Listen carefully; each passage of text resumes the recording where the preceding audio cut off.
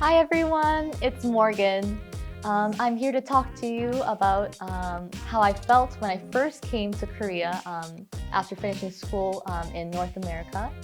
And I felt like everything was really different. So I would arrive in Korea and I would walk in the Incheon airport and I saw a lot of people with black hair and speaking Korean. And I was like, wow, this is so different. And also when I was taking the bus home, I saw the signs were blue, and I know in North America, the signs are green. And so I was like, it's Korean and it's blue, and it was so different, I think. So another thing I noticed in Korea when I'm walking along the streets is that a lot of people kind of dress really nicely, but they all dress kind of very similarly. And the way they do, and for females, but the way they do their makeup is, I had trouble distinguishing the different people because they were all so similar. But I remember in the US or in Canada, there's a lot of individual styles and a lot of individuality in general. So I really felt that as a little bit of a culture shock, but yeah. So Korean people really prioritize being polite to other people and being respectful to other people. So for example, if someone is older than you or if someone you don't know is giving you a gift, you would receive it with both hands or give it to them with both hands, vice versa. And so, and also there's this thing called 존댓말 where you address people formally instead of being informal. An example of that also is if someone is a little bit older than you would call them, if you're female and you're addressing an older female, you would call them 언니. And then if it's an older male, you would call them 오빠. But if you're male, it's different. So if there's an older female, you would call them 누나. And for older male to older male, you would call them 형. Also in Korea, there's a different age system. So Korean people, when it's January 1st or New Year's Day, everyone becomes a year older. So they don't calculate it by birthday. We just get a year older on January 1st.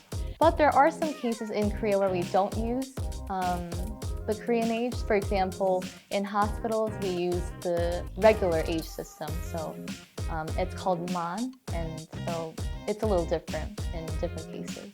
So I think Korean people don't really like outright refusals very much because I think it's sort of custom in Korea.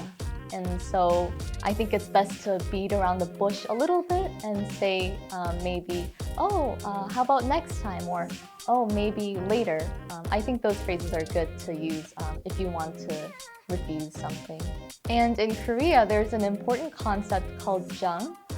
And I don't think there's a literal translation, but I can closely explain it as friendliness, affection, or it's something you really need to create a close and meaningful relationship with another person. I found out recently that you usually give more than one piece of food to someone else because if you give only one piece of food, that means that you lack jung in that relationship. So I think that was really interesting.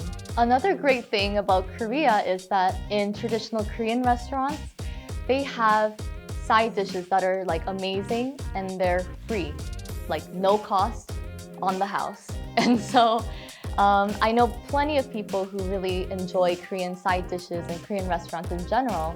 And I have yet to see a country's restaurant do the same thing as Korean restaurants do. So I think that's really amazing. I actually love how fast everything moves in Korea. There's a really good delivery system in place, and if you order food, it comes really soon.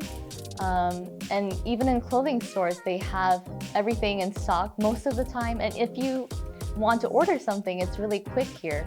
So I think I really like that. And yeah.